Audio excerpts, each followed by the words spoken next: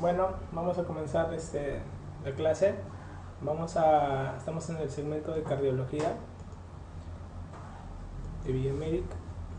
Bueno, soy el doctor Manuel Briceño Alvarado, residente de cirugía cardiovascular del Hospital Regualiati. El primer tema, fisiología y semiología cardiovascular. Es el tema un poquito más holgado, más denso de todos los temas de fisiología en general que se van a desarrollar en los capítulos de cardiología, porque casi todo cardio es fisio, y el que domina un poco la fisiología cardíaca se pasea con todos los temas. Ya, esa es la idea. Entonces, como siempre les digo, el corazón es básicamente dos cosas: hemodinámica y eléctrica. ¿Cómo será de eso que hasta las subespecialidades más rentables de cardiología son justamente hemodinámica y electrofisiología? Y la parte porque todas las demás, cardiología clínica o imágenes en cardiología, probablemente no resuelven tanto como el especialista en hemodinámica o el especialista en electrofisia, que te van a definir los dos grandes problemas del corazón. El hemodinamista te resuelve patología coronaria, te resuelve patología valvular a través de intervencionismo, y el eléctrico te resuelve arritmias. O sea, esos son los dos grupos más importantes de patologías que van a ver en el corazón, y todo lo que vamos a hablar es o hemodinámico o es eléctrico. Ya, eso es puntual. Si vemos esta imagen, lo primero que hablamos del corazón es nos ponen una placa, y a veces nos dicen qué parte del corazón estamos describiendo. Dicen, describe la aorta. ¿Cómo está la aorta? ¿Está bonita? ¿Está fea? ¿Está grande? ¿Pequeña? ¿No se ve? ¿Dilatada? Entonces, este es para un reconocimiento global, porque estamos entrando a hablar la primera parte de anatomía un poquito para ubicarnos, porque cuando hablemos de cicas tenemos que hablar de qué coronaria está comprometida. Entonces, un poco de ubicarnos primero el corazón, que está en el mediastino medio. Vamos a observar nosotros que tiene dos bordes en la placa, un borde derecho y un borde izquierdo. En el borde izquierdo, de arriba para abajo, van a ver que hay una secuencia. A veces pueden que se olviden quién va primero. Ha pasado, algunos dicen primero más arriba está el pulmonar, abajo está la aorta y luego sí el aurículo. Entonces, una forma para que se acuerden es el API, ¿no? API, aorta pulmonar izquierda, para que se acuerden, API. Ya, API, ventrículo. Entonces, en ese orden van a estudiar lo que es el borde izquierdo del corazón: arteria aorta, arteria pulmonar, aurículo izquierdo y ventrículo. Si crece la aorta, se ve una protrusión grandaza en esa zona de la aorta. Si ustedes observan una dilatación auricular, se observa una protrusión mayor en la parte media de la silueta. Y el ventrículo izquierdo, cuando crece, se hipertrofia, tiende a tirar la punta hacia abajo, porque si se dan cuenta, en el borde lo tira para abajo, lo profundiza en la punta. En cambio, en el lado derecho vamos a observar el borde, la vena cava superior y la aurícula derecha. Cuando la aurícula derecha tiende a dilatarse, en el caso de insuficiencia, por ejemplo, tricuspidia, vamos a observar nosotros de que tiende a ensombrecer todo el lado derecho del borde. Cuando hay una hipertrofia de ventrículo derecho, porque el ventrículo derecho no se observa en una toma. ¿Esta toma qué es? A ver, ¿antero-posterior o posterior-anterior? ¿Qué imaginarían ustedes? Si ustedes, para diferenciar una toma, miren las escápulas. Si las escápulas están fuera de la cavidad torácica, la placa es posterior-anterior. Si están dentro de la cavidad torácica, es antero-posterior. Como acá las escápulas están fuera de la cavidad torácica, es posterior-anterior, que es la placa ideal, ¿ok? Para estudiar mediastino. En este caso, no observamos en una placa posterior-anterior la parte del ventrículo derecho. Se estudia en una placa lateral izquierda. En cambio, si hubiera una hipertrofia del ventrículo derecho y queremos ver, sospechamos de que está crecido, hipertrofiado por una hipertensión pulmonar, por un EPOC, secundario un EPOC, vamos a ver que la punta del corazón tiende a levantarse. La punta está parada cuando la parte derecha, o sea, la hipertrofia ventricular es derecha, y la punta está profundizada cuando es izquierda. Ya es unos parámetros generales de ver nuestro pobre corazón. A ver, vamos a ver dos diapositivas de irrigación coronaria. El corazón tiene irrigación a través de sus dos arterias coronarias principales, la derecha y la izquierda. Vamos a hablar de la derecha. La derecha es la arteria que va a dar ramas, sobre todo una rama que le va a llamar el nombre de dominancia, que es la ventricular la descendente ventricular posterior. Esta rama, al hablar de dominancia cardíaca, vamos a tener en cuenta la coronaria derecha. Si nos preguntan en el examen, ¿quién da dominancia al corazón? Todos van a pensar en la izquierda, que es el tronco más importante, pero lo da generalmente la derecha, ¿ya? La interventricular posterior. Viene la coronaria derecha, como pueden observar ustedes, y va a botar unas ramas. A ustedes no le van a preguntar, porque ustedes no van a hacer cateterismo, acerca de cada rama, ¿ok? Nosotros a veces en hemodinámica describimos obstrucciones de coronarias, pero generalmente la coronaria derecha bota ramas al nodo sinusal, lo hace en mayor proporción. Por lo tanto, el ritmo, las arritmias, que hay un infarto de cara inferior, como compromete la cara inferior a la coronaria derecha, y el infarto de cara inferior que se ve en D2, D3 y ABF te bota encima una taquicardia o un bloqueo, probablemente está comprometida la coronaria derecha. Así nosotros con el EKG sospechamos. Dices, infarto de cara inferior, D2, D3 ABF, está el ST elevado. Todos saben eso. Pero encima hay bloqueo, probablemente está comprometido la parte proximal de la coronaria derecha, porque en la parte proximal está botando la arteria del nodo sinusal en mayor proporción. Eso es de hachazo. Es un dato clínico que ustedes, siendo internos y residentes en formación, van a poder orientar. Entonces, la coronaria derecha bota ramas hacia la cara lateral del ventrículo derecho, son las ramas marginales, y termina en la arteria, en este caso descendente, que es la interventricular posterior, en mayor proporción. Eso le da la dominancia a la arteria coronaria derecha, ¿ok? Las otras ramas no se las aprendan, eso ya son detalles técnicos y quirúrgicos, pero solamente acuérdense de eso. La coronaria derecha generalmente se opera cuando está obstruida más del 90%. Cuando está obstruida en menos proporción, generalmente stents o balonamientos que hacemos nosotros, ¿no? Que son las angioplastías. Bien, esa es la coronaria derecha. Entonces, vamos a hablar ahora de la coronaria izquierda.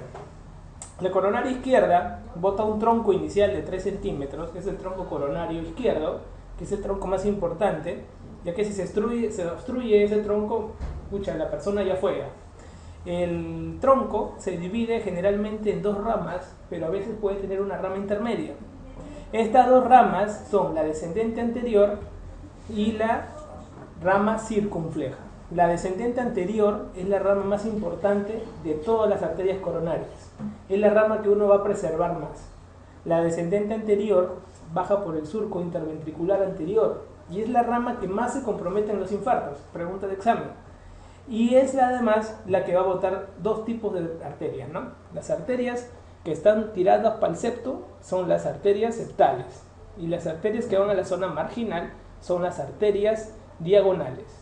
Luego la circunfleja se va a dirigir entre la zona auriculoventricular izquierda, y en el trayecto va a botar unas ramas gruesas, que son las marginales, que también se le coloca puente coronario cuando se obstruye, y luego termina en la parte posterior.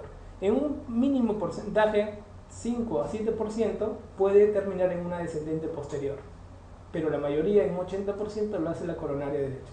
Por eso la dominancia cardíaca generalmente es derecha, pero la función más importante del corazón es izquierda. Eso debe quedar claro. Entonces, la descendente anterior, la circunfleja y la coronaria derecha son vasos principales. El tronco coronario es el señor tronco, así le vamos a llamar. ¿Por qué? Porque generalmente se va a operar un paciente cuando tiene una lesión de tronco coronario mayor del 50% en el tercio proximal del tronco. En cambio, se va a operar de una descendente anterior o una circunfleja cuando las obstrucciones sean mayor del 70%. ¿Ok? Y la coronaria derecha mayor del 90%. Entonces, si ustedes son moscas, pueden dividir el corazón en tres partes. El derecho 90, el medio del tronco 50 y el izquierdo 70. Y esos son los porcentajes para operar o no operar un corazón. Todo lo que es menos de ese porcentaje se puede colocar o sea, ACTP, angioplastía transpercutánea. Entonces puede ser primaria cuando el evento es inicial, un infarto que ha dado, o secundaria cuando ya pasaron más de 12 horas ha evolucionado el infarto y vamos a estudiar el corazón. Ya salió del infarto con tratamiento médico y vamos a hacerlo igual una coronario diagnóstica para ver si vale la pena abrir esas arterias. Eso se llama angioplastía secundaria. Entonces, cuando nosotros tenemos la irrigación del corazón, las arterias coronarias se llenan de sangre en sístole o en diástole. En diástole, ¿no es cierto? Muy bien, en diástole el corazón va a tratar de tener mayor irrigación que cualquier órgano. La pregunta que dice acá es, el área circulatoria donde el flujo es mayor en diástole que en la sístole es, y te pone todos los lugares. Imaginemos que estabas en un examen, no vas a responder es renal, ¿no? Porque si bien el flujo es altísimo, de 20-25% el gasto cardíaco, es básicamente en coronarias. Y de las dos coronarias, sobre todo, las coronarias izquierdas. Porque también pueden poner derechas, pero el flujo mayor se va a la coronaria, porque es un tronco más grueso. Por lo tanto se va a mayor. ¿Ok? Ahora, alguien es malo por ahí te pregunta, ¿cuánto mide la descendente anterior? Ya estoy abusivo, ¿no? Entre 2 a 3 milímetros. ¿Ok? Entonces tú vas viendo. ¿Por qué? Porque es la rama que más te pueden preguntar. Es la rama donde hay más infartos. Es la rama donde con el EKG podemos saber si está obstruido el tercio proximal, medio o inferior. Pero eso ya se ve en lesiones específicas en el EKG. Entonces, ya hemos visto un poco de la parte coronaria que te va a servir para interpretar las lesiones cuando nosotros hablemos acerca de los ICAs. Pero ahora, cuando tú interpretes arritmias, tienes que entender un poco la electrofisiología cardíaca. Lo que estamos viendo acá son estas vías internodales. Observa, una vía internodal derecha, dos derechas y una izquierda. En realidad, todas nacen del lado derecho, en el nodo sinusal. Solamente que de las tres ramas, una se va a la aurícula izquierda y luego vuelve. En las de Bachmann. Todos los demás se quedan. Estas vías internodales, después de salir del nodo sinusal, que está pegadito al costado de la vena cava superior, va a bajar por estas vías y llega hacia el nodo auriculoventricular.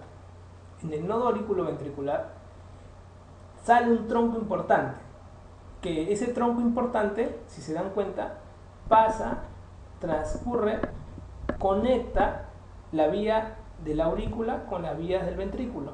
Este es el tejido fibroso, que es como una cinta aislante. La parte eléctrica de la aurícula no se junta con la parte eléctrica del ventrículo gracias a este tejido fibroso. Pero quien conecta estas dos vías es el haz de Higgs. El haz de Higgs viene como un tronco primario y luego se divide en dos troncos. Rama del haz de Higgs derecha, que solamente es una, y dos ramas del haz de Higgs izquierda. Una rama anterior y una rama posterior. Entonces yo les pregunto, si ustedes van a ver arritmias, le van a hablar de bloqueos. Si le dicen bloqueo completo, ¿dónde existe el bloqueo completo? ¿En la rama derecha o en la rama izquierda?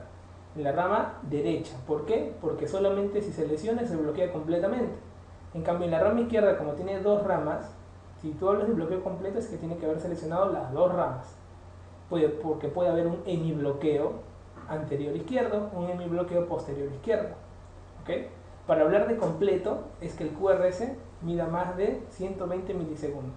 Cuando es incompleto mide menos de 120 milisegundos. Entonces, en el EKG también con algunas formas, ustedes van a ver en B1 y en B6, porque en B1 prácticamente diferencia los bloqueos, ¿no? Entonces, bloqueo de rama derecha, vamos a ver, acá no está el dibujo porque no es una clase de EKG, pero es cuando está comprometido el haz derecho. Bloqueo de rama izquierda, comprometido todo el haz izquierdo. Es completo, el tiempo en el QRS es más de 120 milisegundos. Incompleto, menos de 120 milisegundos. ¿Okay? Si es un hemibloqueo anterior izquierdo, también tiene sus formas de estudiar. De 2, de 3 y a veces tiene sus formas. Un bloqueo posterior en D1 a B. Encima, los hemibloqueos se caracterizan por alteración del eje. Si el eje es menos de menos 30, es anterior. Y si es más de 90, es posterior. O sea, hay varias formas de interpretar el hemibloqueo. ¿El más frecuente cuál es de los cuatro? ¿Cuál es más frecuente? Bloqueo completo de rama derecha, bloqueo completo de rama izquierda, hemibloqueo anterior izquierdo, hemibloqueo posterior izquierdo. ¿Cuál es el más frecuente de todos? Que tú puedes ver en más personas, el hemibloqueo anterior izquierdo. Pregunta de examen también. Entonces, luego de que los ramos grandes del haz de Higgs se han dividido, salen las fibras pequeñas que viajan por el endocardio, que es el tapiz interno del corazón, que son las fibras de Purkinje. Primero se despolariza el septum, luego se despolariza la punta y luego se desvaloriza la base. Eso se ve en la clase de EKG. Algo que quiero que nada más recuerdes es de que el retraso fisiológico más importante que permite que el corazón se llene de sangre en los ventrículos, ¿dónde ocurre? Porque llega la sangre a los ventrículos y tú dices, espérate un ratito, no te contraigas todavía, deja que se llene la sangre. Ese bloqueo fisiológico ocurre en el haz más importante. ¿Cuál es? El nodo auriculoventricular. El bloqueo nodal, más o menos ese es el tiempo, ¿no? 0.09 segundos. Es el tiempo de vida que yo le digo. Porque gracias a ese bloqueo fisiológico, el ventrículo se llena. En ese tiempo se llena y luego lo bota. Y el total, considerando todo el tiempo en general, es más o menos 16 segundos desde que sale el nodo sinusal hasta que llega a la punta del corazón. 0.16 segundos. O sea, es una velocidad tremenda. Ahora, cuando hay algunas arritmias, ya ustedes van a ver, hay lesiones en el nodo sinusal, hay lesiones en las fibras internodales, hay lesiones en el nodo auriculoventricular, hay lesiones del haz de His, hay lesiones fasciculares que se pueden ver en algunos de los fascículos izquierdo, derecho, hay lesiones por focos ectópicos en fibra de Purkinje. O sea, las arritmias se pueden interpretar a diferente nivel de toda la zona eléctrica, ¿no? Como siempre yo les digo también a los alumnos, el corazón es como una casa, esto es el cableado y las paredes son la carne, los músculos. Entonces las dos enfermedades más importantes que vemos en cardiología son arritmias, que es el cableado, y cuando las paredes se deterioran, que es la insuficiencia cardíaca. ¿Quién da la insuficiencia cardíaca?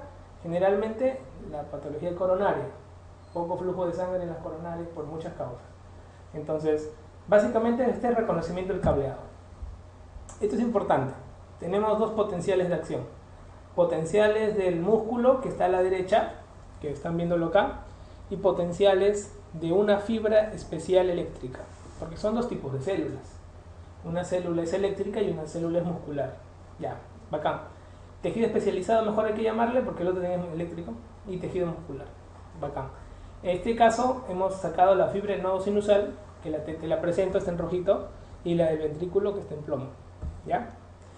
Vamos a llevarlos a una línea de base, que en este caso va a ser una línea mínima, que vamos a tratar de comparar los dos tipos de potenciales, y vamos a comenzar a hablar un poco de sus cargas.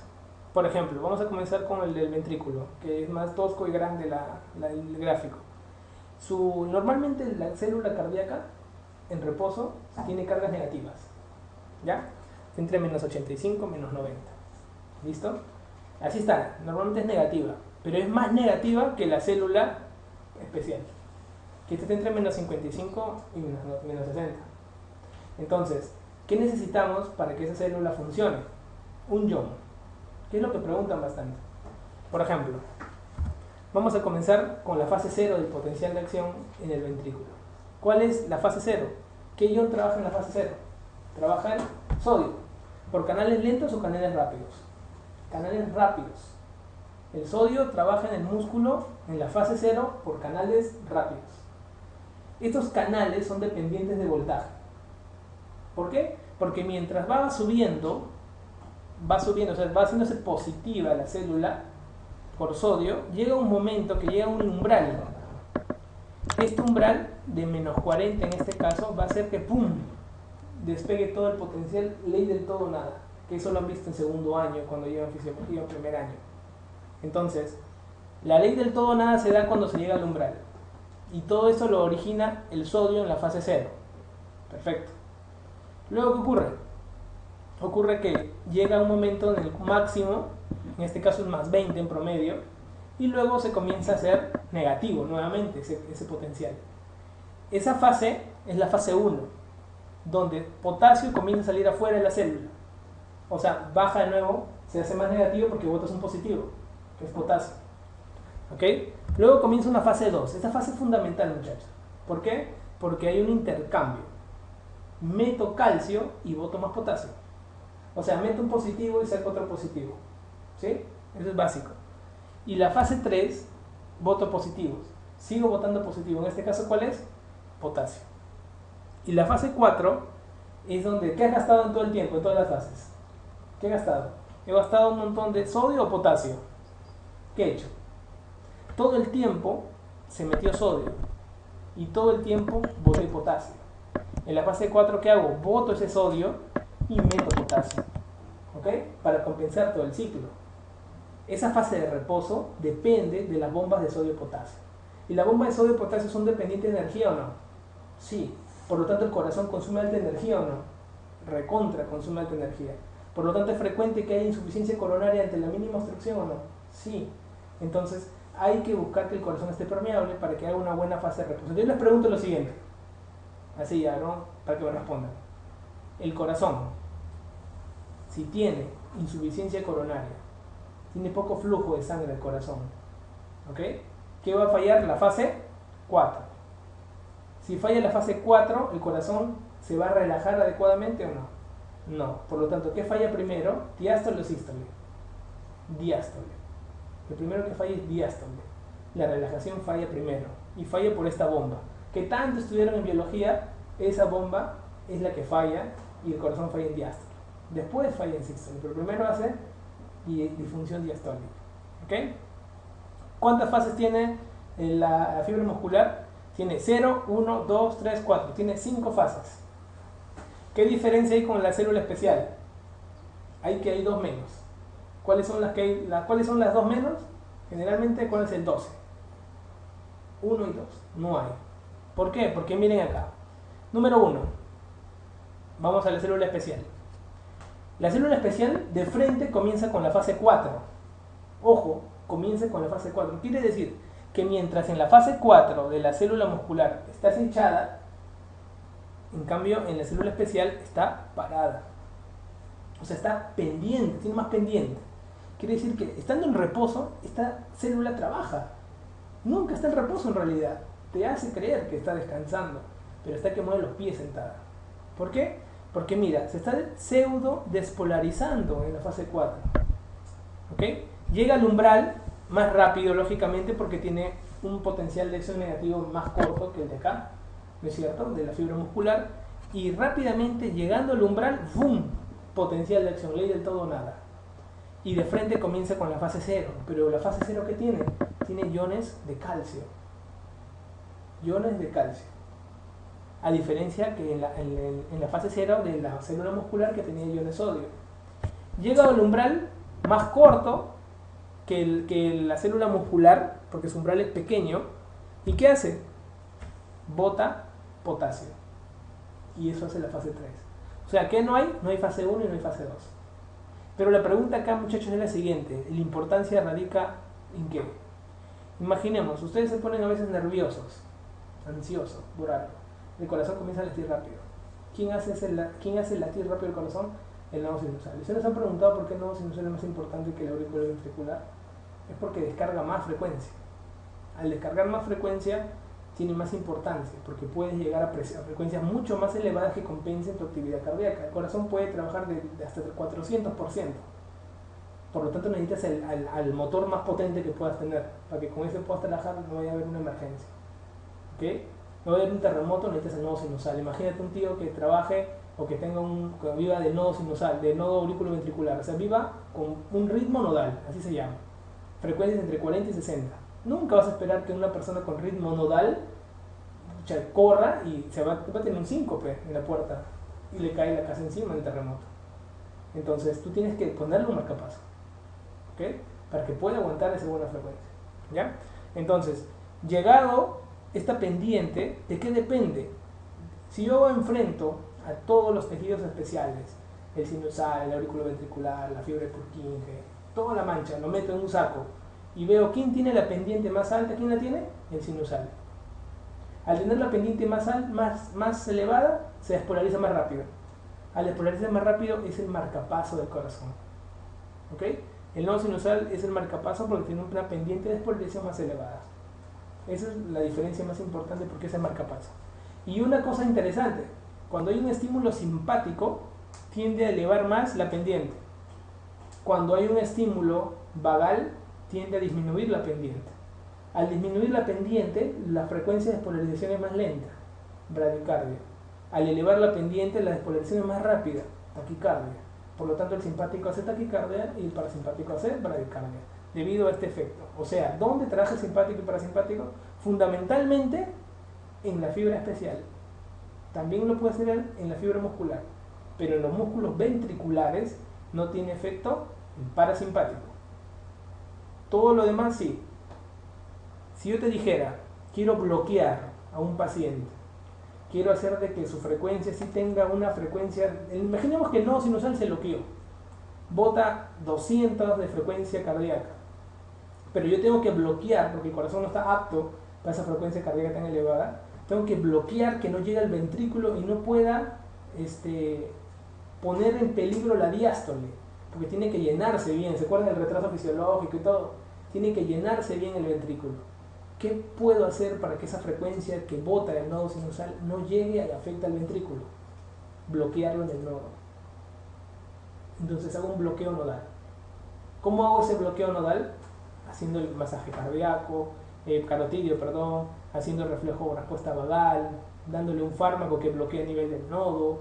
Entonces, cuando vean, ¿por qué les digo? Porque hay preguntas de examen que cae, por ejemplo, taquicardias supraventriculares, paroxísticas, y te dicen, ¿cómo haces? ¿Cuál es el mecanismo inicial de una persona joven para bloquear la taquiarritmia esta que te preguntan todo el tiempo en el ENAM, en el e-salud?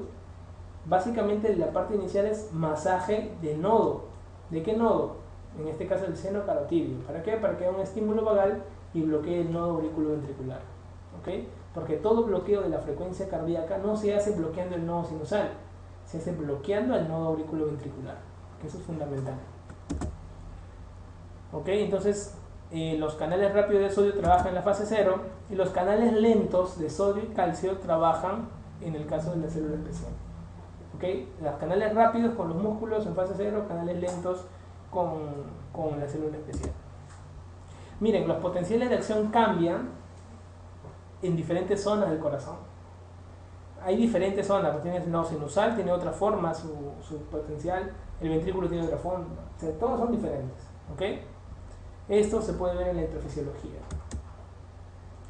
El corazón, ¿para dónde es el eje? Cuando ustedes estudian electrocardiograma, van a ver que hay un montón de vectores. Al final, todo el vector resultante, ¿cuál es? El corazón va hacia la izquierda, de arriba para abajo, ¿sí? Y hacia la izquierda, derecha, izquierda, todo va apuntando hacia al ápex del corazón.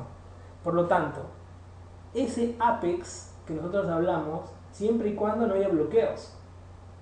¿Ok? ¿Por qué? Porque si se bloquea el haz derecho o se bloquea el haz izquierdo, va a haber una despolarización anormal. Si yo bloqueo el haz izquierdo, ¿por dónde comienza la despolarización? Por el lado derecho.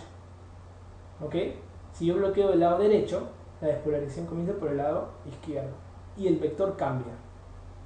El vector cambia. Generalmente el vector se va a dirigir para la zona lesionada.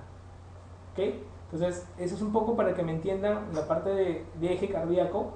El eje normal del corazón, ¿en qué grados está? Normalmente está entre menos 30 grados y hasta 90 grados. Van a encontrar unos libros que dicen entre menos 15 y 110, entre 0 y 90, vale, pero generalmente las guías van a hablar de que está entre menos 30 y 90 grados. Si está más arriba de menos 30, se dice que el eje está a la izquierda.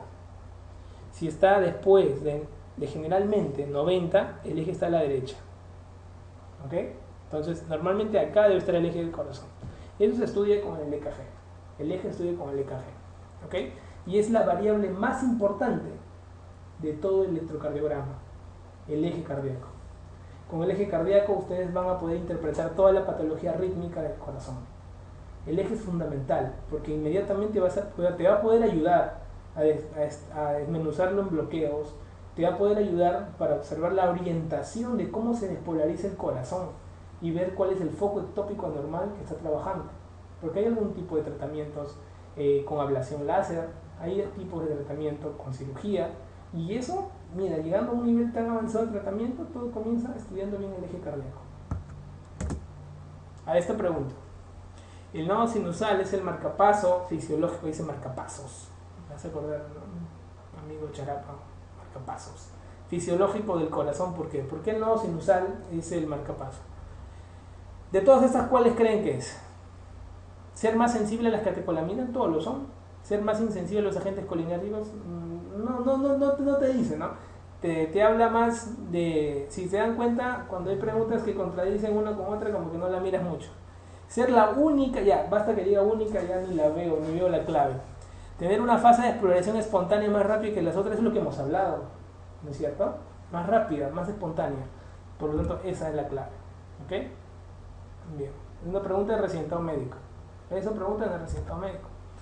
Muchos de los canales iónicos se caracterizan por, una pregunta del seguro, actuar como simples poros, ser voltaje dependiente, actuar como enzimas, actuar como transductores, actuar como... Es una pregunta en general de los canales iónicos, pero casi todos, te pongo esta pregunta en este tema, porque precisamente el tema, un poco que hablamos de canales iónicos más que en cualquier otra especialidad, después sí de neurología, pero acá hablamos con canales iónicos más que nadie. Entonces, ser voltajes dependientes, ¿verdad? Porque te acuerdas que llegaban a un cierto milivoltio y se abría, te acuerdas, menos 40, entonces un poco que nos va a permitir orientar. La fase 0 del potencial de acción, es una pregunta recientada, del músculo cardíaco se debe a qué? Apertura de canales de sodio con comporte de voltaje, sí, ¿no? Cierre de canales de nada, apertura de canales de calcio nada, cierre de canales, no tiene nada que ver lo demás. La primera, apertura de canales de sodio. O sea, es una pregunta recientada, aparentemente, si ustedes agarran su Guyton, van a interpretar un poco los canales y van a ver un poco de dificultad, ¿no? Porque te mezcla todos los poros, un poco que no te da el cuadro comparativo de célula especializada y célula muscular, por lo que es un poco complicado entenderlo, ¿no? Si uno de los ventrículos cardíacos hipertrofia, se despolarizará, ¿hacia dónde? Generalmente, si se hipertrofia, quiere decir que agarra más masa muscular, más evento de despolarización para esa zona. ¿Se despolarizará antes que el otro ventrículo? No necesariamente, más bien más lento. ¿Okay? Más rápidamente no, pero ya estamos diciéndolo, más lento. Con las propiedades eléctricas idénticas tampoco, porque está diciendo que por algo tiene hipertrofia, ¿no? Desviará el eje hacia el lado involucrado, lógicamente, por tener más músculo, por tener más potencial, el eje se va a ir en las hipertrofias para el lado involucrado. Por eso que nació el índice Sokolov para hipertrofia ventriculares izquierda. Recordar que las hipertrofias son difíciles de estudiar cuando el paciente tiene un bloqueo. Cuando el paciente está bloqueado, es difícil aplicar estos índices. Hay que tener en cuenta ello. ¿Ok? Entonces desviar el eje eléctrico hacia el lado involucrado. ¿Cuáles son las propiedades del corazón? El corazón tiene muchas propiedades. Una mnemotecnia clásica es esta, ¿no? BATMA, excitado. Batmotropismo, que es excitabilidad cardíaca. Conduce, drogado. En este caso, drogmotropismo, conducción cardíaca. Su automatismo, automatismo, otra propiedad cardíaca. Cronotropismo, cromado, acá dice, otra propiedad cardíaca, van 4 propiedades cardíacas. Con inodoro, contracción, inotropismo, contracción es el inotropismo, van 5 propiedades cardíacas. Con inodoro, reluminoso, relajación, que es la luminiscencia. ¿Okay? Entonces, acá estamos hablando un poco de 6 propiedades cardíacas del corazón. Cuando nosotros hacemos trasplantes cardíacos, sacamos el corazón de la persona, el corazón ectópico, sacamos los ventrículos, dependiendo de qué técnica, sea bicaval, biauricular, sacamos el corazón de la persona y el corazón late, solo. ¿No? Las enfermeras se vuelven locas. Doctor, todavía está vivo el paciente. Entonces, en ese momento, ¿qué propiedad está viendo el corazón? El automatismo. ¿Entienden? Entonces, es automático, pues. Ahí lo estamos viendo, pero lo hemos denervado. ¿Ok? Entonces, la propiedad del corazón es interesante estudiarlas porque también van a ser preguntadas. A ver, es una pregunta del MIR. Con respecto a las propiedades electrofisiológicas del corazón, ¿cuál es la falsa? Te dice. ¿El potencial de membrana en reposo de las células cardíacas es negativo? Sí, lo hemos visto, ¿eh? Facilito. ¿La concentración intracelular de sodio es menor que la extracelular? Siempre es menor, el sodio es afuera. Más por eso tienes que tener una bomba para botar el sodio porque necesitas energía para ir contra el gradiente.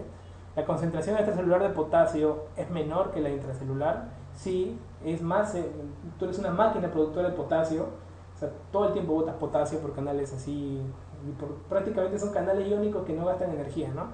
La fase 0 del potencial de acción se debe a la apertura de canales lentos de sodio, falsa, ¿no? Se ve canales rápidos de sodio. En la fase de meseta, el potencial de acción tiene lugar una entrada de calcio al interior, sí, tiene una entrada de calcio, ¿ok? No pregunta el MIR entonces, que le han hecho con facilidad. La fase 0 del potencial es la parte de canales rápidos. Cuando estudiamos en la fibra muscular un poco de histología cardíaca, hay que recordar que entre dos, prácticamente la unidad fisiológica de la contracción es la sarcómera. ¿Ok? La sarcómera, van a ver ustedes que se va a ubicar entre dos líneas Z. Y su contracción va a depender de dos elementos fundamentales, la troponina y la miosina. El calcio que ingresa al músculo, ese calcio que estamos interpretando, llega en algún momento por retículo sarcoplasmático a unirse a la troponina. Activa la troponina, porque la troponina como que no quiere nada con la miosina, no quiere nada. Pero llega el calcio y como que el calcio como que un poquito, un traguito así, le llega a la troponina, se pone un poco bailarín, alegre, busca su miosina, abrazada, junta, contrae. Entonces, troponina con calcio activada se une a miosina y permite la contracción. ¿Quién permite la contracción? La miosina. Pero para que la miosina se contraiga tiene que unirse a la troponina, para que pueda haber un riel de contracción. Pero la troponina siempre se va a activar si el calcio aparece. Si el calcio no aparece, ojo ahí. ¿Ok? Entonces básicamente es eso. Y todas las preguntas vienen orientadas a ello. Acá tenemos nosotros el calcio, como del retículo sarcoplásmico va a sacar, se va a unir a la troponina va a interaccionar con la miosina rápidamente. ¿Ok? La troponina, la miosina, acuérdate que es un fragmento grueso pesado, muy importante. Cuando tú veas que la troponina está interaccionando con la miosina, es porque básicamente es activo ¿quién? A la actina, ¿no? Pero la actina no es tan importante porque nunca te la van a preguntar, pero es la que interacciona con la miosina. Pero la actina solo sirve si su troponina se ha activado con calcio. Cuando nosotros tenemos un infarto de miocardio, van a ver que dosan algunas enzimas, ¿sí? ¿Qué enzimas se dosan generalmente? Dicen CPKMB, pero con el tiempo ya quedaron desechadas. En la nueva guía se habla de troponinas. Troponina I, troponina T. ¿Cuál es la troponina que demora más en descender? ¿La I o la T? Acuérdense el abecedario. ¿Quién está último? ¿La I o la T? La T. Entonces la T demora más en descender, 10 a 14 días. La I, 7 a 10 días. ¿Okay? Ahora, si la troponina T demora más días, tú pides todavía otra. Troponina T ultrasensible. Cuando el valor de troponina es mayor de 1 en los laboratorios, se dice que es alta sensible de que sea un infarto. ¿Okay? Troponina T ultrasensible, que ya tienes que pedir. Troponina T es si te dicen, escógeme entre las dos troponinas, ¿cuál pides? Pide la T. La T es más poderosa en especificidad que la I para el corazón, cuando enfrentan las dos. ¿Okay? Entonces, estas troponinas que están hablando nosotros, generalmente están unidas pues a todo este acto de unión con el calcio. Troponina, unión con el calcio, como que modifica la tropomiosina que envuelve la actina y permite que la actina corra sobre la miosina. ¿Ok? Entonces observen este dibujo, ya hablando científicamente. Calcio toca la troponina está enlazada porque la troponina está encima de un riel, que es la tropomiosina. ¿Ok? Pero en eso como que muchos términos te vas a olvidar a la larga, pero acuérdate, está en un riel que se llama tropomiosina. Y la tropomiosina cambia de dirección. Al cambiar de dirección modifica la actina y la actina va a cambiar de dirección con la miosina, que es la que permite finalmente la contracción por ser en este caso una celda gruesa y pesada. ¿Ok? Entonces, como hay muchos términos, en palabras sencillas te digo lo siguiente: calcio con troponina. Calcio con troponina. ¿Ok? Inicia la contracción. ¿Quién es el que permite la contracción del músculo? La miosina. ¿Ok? Porque al pasar los años te vas a olvidar quién es la tropomiosina, te vas a olvidar que es una cuerda que envuelve las bolitas de troponina que van a enroscar a la actina y que va a permitir que se corra sobre la miosina. ¿Ya? Es la forma fácil de interpretarlo. Bien. El corazón como una bomba. Ya un poco ya se ha interpretado la parte celular, histológica, bioquímica. Vamos a interpretar un poco la parte fisiológica. El corazón es una bomba donde llega más sangre y te bota la sangre. Es decir, es fantástico el corazón.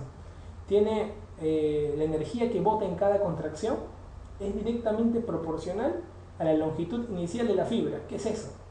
Mientras más estires la fibra inicial, esa energía que desprende al volver hacia su forma original, va a ser más fuerte, va a ser mayor cada vez más. Pero llega un momento que tanto estirar la fibra ya no va a volver a su longitud inicial. Al no volver a su longitud inicial no va a ser la misma contracción. Hablamos de corazón insuficiente. Ley de Frank Starling.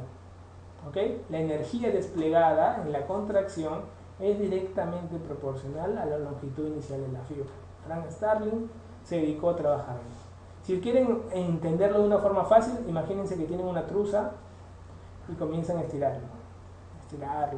Por ahí la otra vez vi una truza grandaza en una carpa de circo. Entonces, ¿no han visto las abuelitas? Ellos tienen una truza gigantesca, así inmensa, y que tú la miras, no tiene ni jeve para que se contraiga.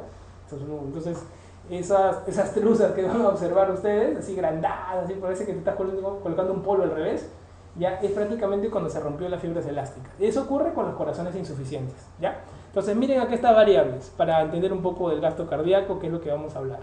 El gasto cardíaco se interpreta así. El gasto cardíaco es la multiplicación de dos variables, de la frecuencia cardíaca y el volumen sistólico en cada contracción. Si nosotros vemos el volumen sistólico, entonces vamos a ver, porque frecuencia cardíaca lo podemos interpretar por muchas cosas, sobre todo simpático, parasimpático, estimula. Y hemos hablado de eso. Ahora vamos a hablar del volumen sistólico. Esa sangre que sale, esa poquita sangre que sale en cada contracción, tiene dos variables que van a influir, que es el volumen telediastólico. Tele es final, telediástole es final de la diástole, o sea que dice que el corazón acá está llenito. Y este es el volumen telesistólico. Tele final, final de la sístole, quiere decir que el volumen es acortado, lo que queda. La diferencia del volumen telediastólico con el volumen telesistólico es el volumen que botas pues del corazón en cada contracción. Entonces, así se estudia. Volumen telediastólico, comenzamos. ¿Quién lo influye? La precarga, que es la cantidad de sangre que llega al corazón. Tiene tres cosas que influyen en la precarga, pregunta de examen. Número 1, retorno venoso. Tomas agua, tomas gaseosa, tomas cerveza, retorno venoso. Mayor sangre, mayor agua en la sangre, va a estar ahí aumentando, porque recuerden que las venas hacen capacitancia, debido a esa función se llena de sangre, aumenta el retorno venoso, aumenta el volumen telediastólico, aumenta el volumen sistólico, aumenta el gasto cardíaco, botas más sangre. Paciente chocado, le aumenta el cloruro, aumenta el retorno venoso, volumen gasto cardíaco. Vas a pelear contra el choque. ¿Ok? Retorno venoso fundamental. Por ejemplo, tú inspiras, así, jala aire, jalas. Al jalar aire, ¿qué ocurre? Ocurre de que el corazón va a hacer un efecto, ¿no es cierto? Incluso hay un signo, el signo de Kussmaul, que se asocia a la inspiración. Al jalar aire, vas a crear presión negativa en el corazón mayor. Entonces, ¿por qué? Porque justamente hay una presión de pleuras, una presión pleural que va a estar jugando todo el tiempo y va a hacer de que haya mayor facilidad de retorno al corazón. Por lo tanto, la sangre que va a llegar al ventrículo derecho es mayor, ¿ok? A la inspiración. En cambio, cuando tú pujas, ¿cómo se llama esa maniobra? De Valsalva, más bien disminuye la cantidad de sangre que llega al corazón. Entonces, al hacer una maniobra de inspiración o ponerte en cuclillas, aumentas la sangre que viene al lado derecho del corazón, que es al fin y al cabo la sangre que estás aumentando el volumen, que es la precarga. Entonces, es importante la precarga en las volemias totales. Ahora, otra parte importante de la precarga, cuando llenas el ventrículo izquierdo sobre todo, es la contracción auricular. De toda la sangre que pasa de la aurícula al ventrículo, un 20% se debe gracias a una pequeña contracción final que hace la aurícula, como que se queda un chorrito por la orejuela, ¡pum!, contrae para que termine cayendo toda la sangre. Esa contracción es un 20% de todo el llenado de sangre del ventrículo izquierdo. ¿Qué pasa si el paciente fibrila? Así, fibrila, como un temblor en toda la aurícula. No hay esa contracción. Al no haber esa contracción, no se llena de sangre ese ventrículo izquierdo. Por lo tanto, pierde. Pero claro, una persona joven como ustedes no se va a poder ver esa diferencia. Pero si nosotros vemos, por ejemplo, en un paciente que tiene está ocupando el ventrículo izquierdo, debe ser por una miocardiopatía estructural de fondo, vas a ver que no se llena adecuadamente el ventrículo izquierdo y encima le hace fibrilar. O sea, con más razón, ese paciente va a sufrir, porque ese corazón insuficiente va a sufrir. Hay que tenerlo presente. Entonces, la contracción auricular ayuda a la precarga. Entonces, 3 variables influyen en la precarga. Ahora, vamos a hablar del volumen telesistólico. La poscarga. La poscarga es la resistencia que se va a dar para la eliminación de sangre del corazón. A mayor poscarga, el ventrículo izquierdo va a tener que luchar mucho para botar sangre del ventrículo izquierdo hacia la parte sistémica.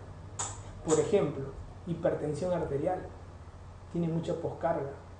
Por ejemplo, paciente musculoso, agarrado, va al gimnasio todos los días, pero solo en vez de trabajo aeróbico se dedica a sacar músculo.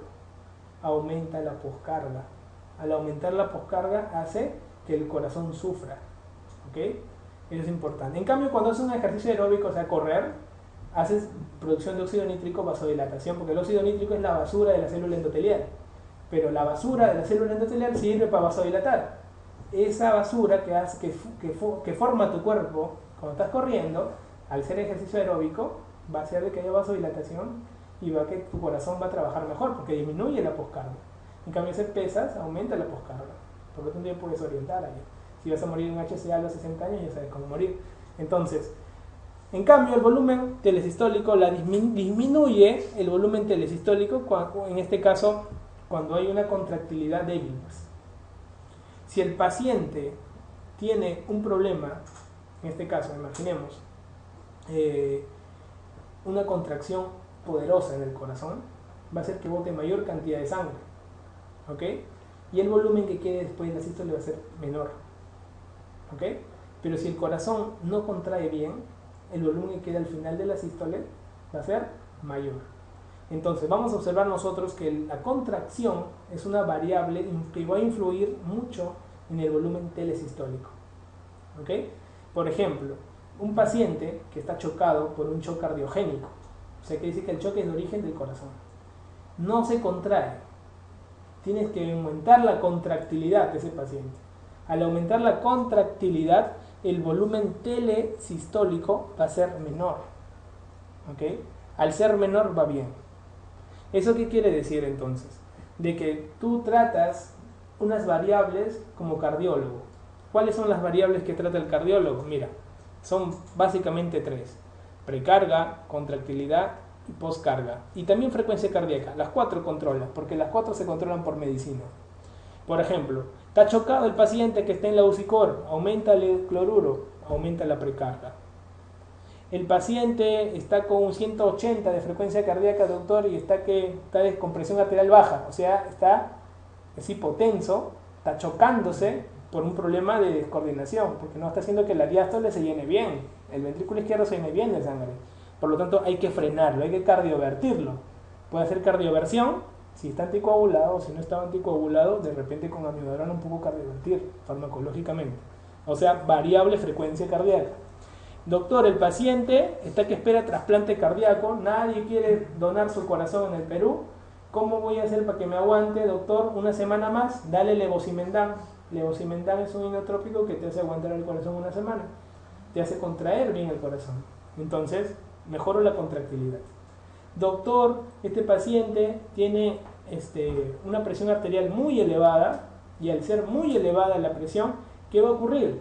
Mira, al hacer muy elevada la presión, va a hacer de que tenga dificultad para haber una adecuada eyección del corazón, y va a hacer de que quede más volumen telesistólico, que va a la larga a hacer una dilatación, porque va a haber tanto volumen telesistólico que va a dilatar al corazón.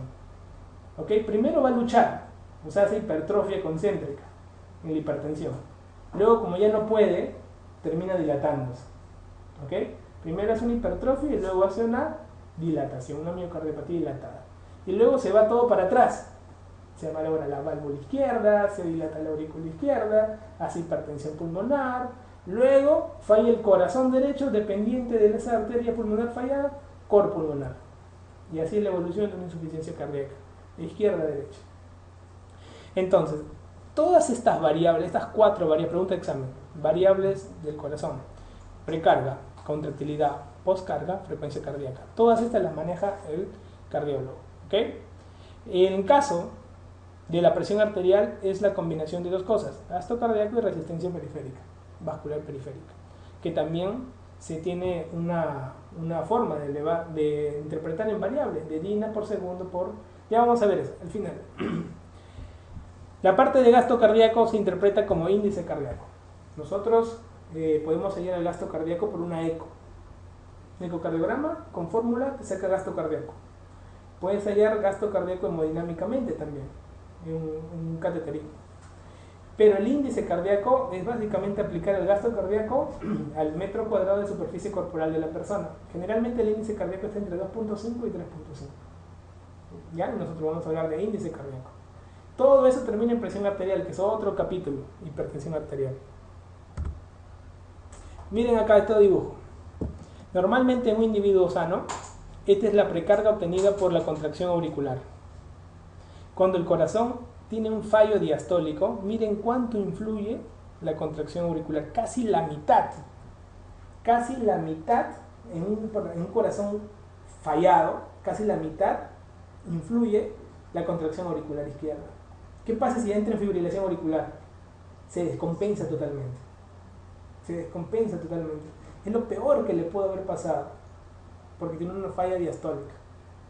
Entonces hay que evitar de que esos pacientes fallen.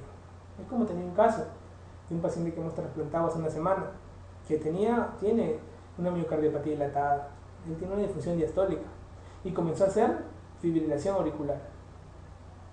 Y no paraba la fibrilación auricular. Y esa fibrilación auricular terminó matándolo, porque no había corazones. Entonces, ese es el problema. El problema de tener corazones dañados. Ahora, ¿qué patología más frecuente está en disfunción diastólica? Ahí te las he puesto. Miocardiopatía restrictiva, miocardiopatía hipertrófica, hipertrofia secundaria, fibrosis por envejecimiento. Hasta el envejecimiento mismo. Cuando ven geriatría van a ver eso. Daño del ventrículo izquierdo. Observen, la fracción de eyección famosa, normalmente fracción de eyección normal es mayor de 0.55. ¿Ok? Mayor de 0.55% para arriba es normal el corazón. Cuando va bajando tiene su clasificación de leve, moderada, severa. Dependiendo de eso se hace trasplante, se coloca células madres y vamos a ir viendo. Entonces, la función del corazón, básicamente la fracción de eyección, va a ser el cociente del volumen sistólico de eyección entre el volumen telediastólico, que es la precarga. Ese cociente va a ser importante porque la insuficiencia cardíaca, se va a hablar de insuficiencia cardíaca cuando una variable muy importante es la fracción de eyección. Puede haber una pregunta, ¿puede haber insuficiencia cardíaca con fracción de eyección normal? ¿Sí? La diastólica. La insuficiencia cardíaca del lado derecho, no. Diastólica es otra cosa. Hay clasificación del lado izquierdo o derecho. Diastólico o sistólico. ¿Ok? Entonces, la disfunción diastólica, insuficiencia cardíaca diastólica, va a ir con fracción de eyección normal. Pero va a ser otro mundo totalmente diferente a la insuficiencia que uno normalmente está acostumbrado a ver, que es la del lado izquierdo. Entonces, hay que tener en cuenta esos detalles. A ver, acá, una pregunta de reaccidentado. Así viene, miren. La ley de Starling explica bien qué fenómenos. Precarga, poscarga, frecuencia, conducción, excitación. ¿Cuál es? Precarga. ¿Ok? Precarga. Frank Starling te habla de que mayor volumen, mayor dilatación, mayor elongación de la fibra cardíaca, la energía que va a terminar botando en la contracción es directamente longitudinal a la fibra inicial. En otras palabras, mientras más sangre des, más se contrae el corazón. Eso es, en otras palabras, Frank Starling. Más sangre te doy, más sangre bota. Más te pego, más me quieres. O sea, algo así. Entonces tienen que ir interpretando. Hay otra ley, que es la ley de Laplace. La ley de Laplace habla de la poscarga. ¿Okay? La ley de Laplace habla de la poscarga porque habla de la tensión la tensión parietal. Eso se ve, por ejemplo, en inducciones de aorta. Un poco en la ley de Laplace. Por definición, la razón que define el índice cardíaco, ¿cuál es? 1. Gasto cardíaco entre área y superficie corporal. Esas preguntas vienen y ustedes lo van a ver con facilidad. No estamos hablando de otros términos ya de especialidad, pero ustedes lo van a poder. Variables del gasto cardíaco. La precarga del ventrículo izquierdo equivale a la presión del ventrículo izquierdo al final de la diástole. Correcto. ¿Sí? Los diuréticos disminuyen la precarga. Correcto. Los nitratos disminuyen la precarga, correcto. Los nitratos, al haber vasodilatación venosa, va a disminuir la precarga. ¿Ok? La ley de Frank-Starling con relación a la postcarga, no, hablamos de precarga. Esa es la incorrecta. La precarga, la postcarga y la contractilidad son los principales determinantes del volumen de eyección, correcto. Es lo que hemos hablado. Acuérdense de los nitratos.